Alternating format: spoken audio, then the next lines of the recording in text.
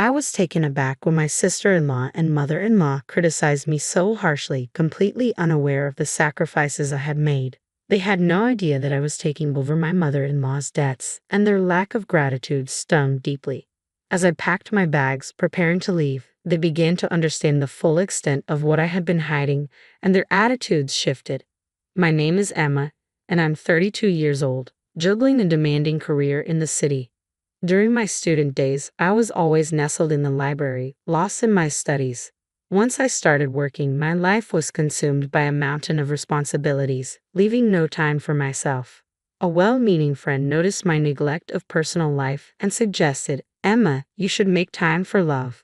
She organized a group blind date for me, and that's where I met John. Working in a city center office, John was a fresh graduate and seemed genuinely interested in me. Though I was nervous about dating again, his kindness and gentle encouragement helped us gradually open up to each other.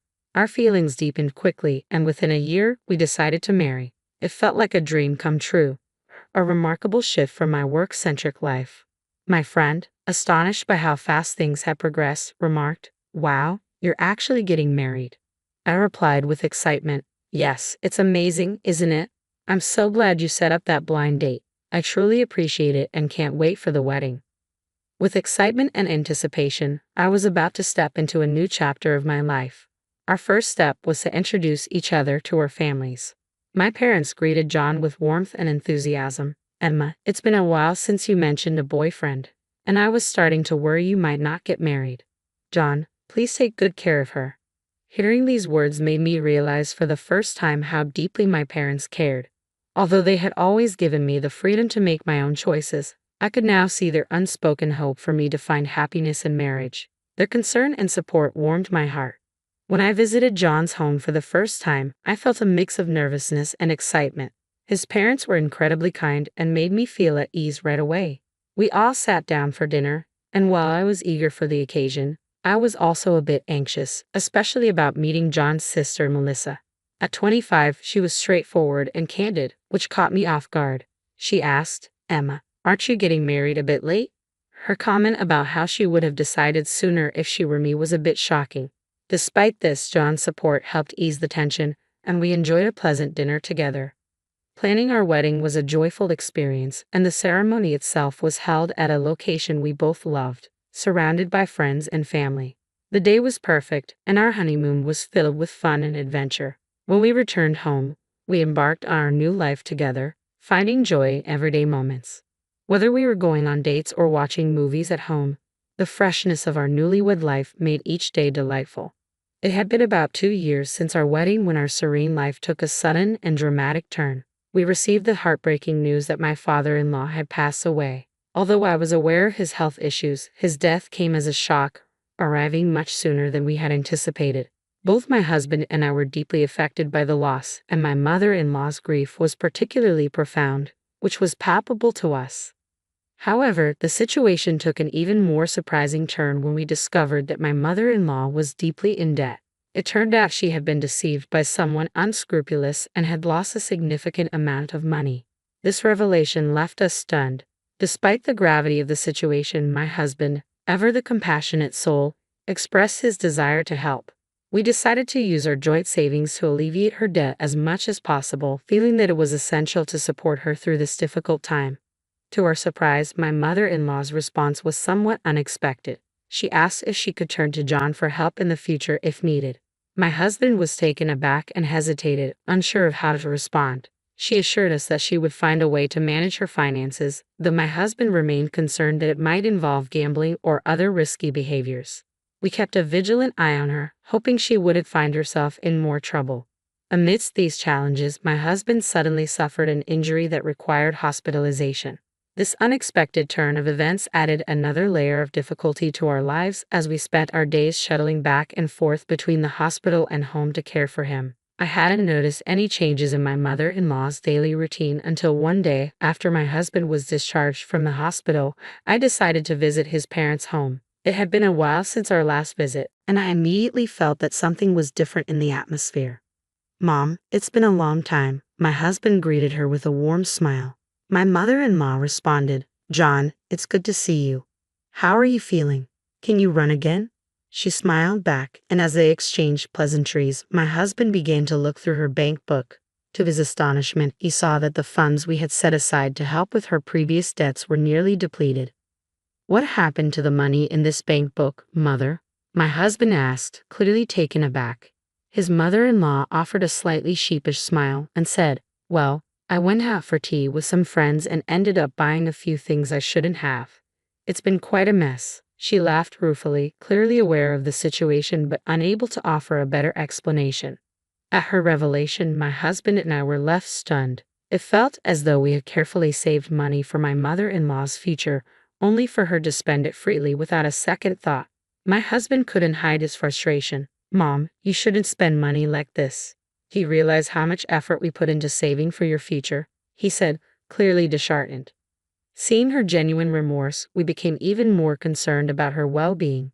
We suggested that she move in with us so we could better support her.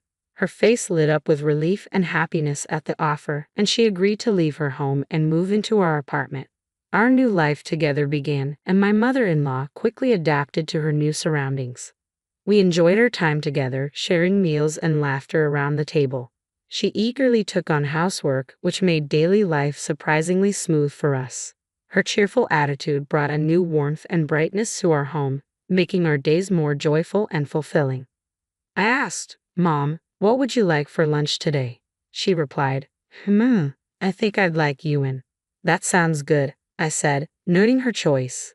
Since I was working from home, I was in a position to keep an eye on how my mother-in-law managed her finances. With my husband and me covering her living expenses and my husband overseeing her account, we expected her spending to be under control. Despite this, we remained vigilant, concerned she might still mismanage the funds. Days turned into weeks, and before we knew it, 6 months had passed. One afternoon, while we were relaxing in the living room, the intercom buzzed. Curious about who it might be, I answered and was surprised to find my sister-in-law Melissa standing at the door. "Melissa, it's been a while. Is Mom around?" I asked, slightly taken aback by her direct question before even exchanging greetings. I invited her in and showed her to the living room.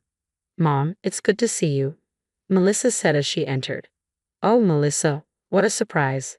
What brings you here?" my mother-in-law responded warmly. "I just wanted to catch up and see you," Melissa said. "I'm glad you're here. How are things?" "I'm doing well, thank you. John is here with me. Would you like to join us for lunch?" Melissa asked. "Of course, I'd love to," my mother-in-law replied with enthusiasm. Melissa must have taken my mother-in-law out to a restaurant or something similar, so we decided to wait at home. When they returned in the evening, we immediately noticed a change in their demeanor. Melissa confronted me with an unexpected accusation. "Emma, you're tormenting my mother, aren't you?" she said, leaving me stunned and confused. My mother-in-law also looked at me with a stern expression. My husband quickly defended me. "What are you talking about? There's no way Emma would do something like that." Despite his reassurance, Melissa was unyielding. "John, you're being deceived too. Mom says she can't go out and that Emma is making things difficult for her at home."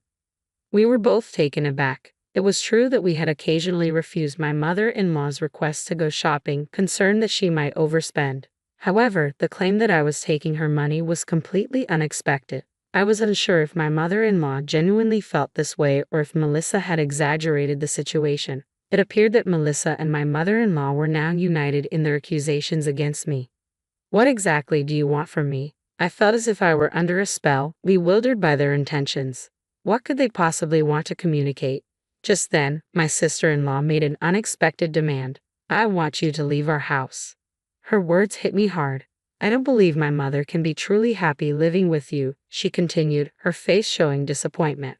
My mother-in-law, looking conflicted, seemed on the verge of speaking but remained silent, casting a pained glance in my direction. "If you were gone," Melissa added, "it would allow me and John to relax and enjoy our time together." Her words left me stunned, and I struggled to find a response. They had no idea that I had used my personal savings to pay off her debts. In hindsight, I should have clarified that this money was not part of our joint marital funds but my own. Looking at my husband, I saw the anger in his eyes. His hands were clenched, and he was visibly shaking. Melissa, unfazed, continued, "My mother and I will be living here from now on, so I need you to leave." Taking a deep breath, I replied, I understand, but I won't be involved in what happens next. After that confrontation, my husband and I decided to move out. On the day of our departure, they were taken aback by one unexpected revelation. Looks like you've arranged to leave so soon, Melissa remarked, surprised by our swift departure. Well, yes, my husband said with a hint of amusement. I have something to tell you, Melissa. What is it? She'd asked, intrigued. With a chuckle, my husband replied, since I'm getting older, I've been thinking it's time to transfer the house into your name. Melissa's eyes lit up with excitement. Really? The house will be mine? My husband calmly handed her the paperwork for the name transfer. All you need to do is sign here. Overjoyed, Melissa exclaimed, I can't believe it's going to be my own place, and quickly signed the documents. My husband and I exchanged knowing glances and smiles, pleased with how our plan had unfolded. Well, it's time for us to start preparing to move, my husband said. What? John, you're really leaving? Yes, I've decided to leave as well. Oh, even John is leaving. Do you really have to go with Emma? If I'm not with Emma, I wouldn't be comfortable either. It's normal for married couples to stay together. I expected you'd say that, but what about the house expenses and other costs? That's something you'll need to handle on your own, John replied. Wait a minute, I quit my job because I expected you'd support me. John and I were taken aback by my sister-in-law's sudden declaration. If you continue like this, you're going to create a lot of trouble for me and our mother, John warned. That's fine. If you can find a way to manage on your own, you have her mother's pension to help, and with a bit of saving, you should be able to get by, I said. Yes, and with my pension added in, it should work out. Since you're moving out, we'll need to be creative with our budgeting, my husband added. My sister-in-law looked slightly reassured by my mother-in-law's supportive words. It's my new home now. If I save a bit, I should be able to make it work. John and I exchanged knowing smiles, amused by her optimism, unaware that the property was a rental. Around that time, the movers arrived. We greeted them and started the process of clearing out our belongings. My sister-in-law and mother-in-law watched with dismay. What's going on? Are you moving out already? Are you taking everything with you? Of course, we bought all this stuff. Should I really have to replace everything? I replied. That's right. I wish you'd have taken that into account earlier, my sister-in-law remarked, clearly frustrated. Well, we'd better get going, my husband said with a smile as we prepared to leave the house. My mother-in-law and sister-in-law stood frozen in astonishment. After a while, my sister-in-law called my husband's cell phone. Hey John, what's this about a rent bill all of a sudden? I must have misunderstood something. Am I not actually the owner of this house? My husband asked. Who told you that? Actually, I'm renting this house. The document you signed was a rental agreement, so it's only natural that you be billed for the rent, she explained. Seriously, I had no idea, my husband replied, clearly surprised.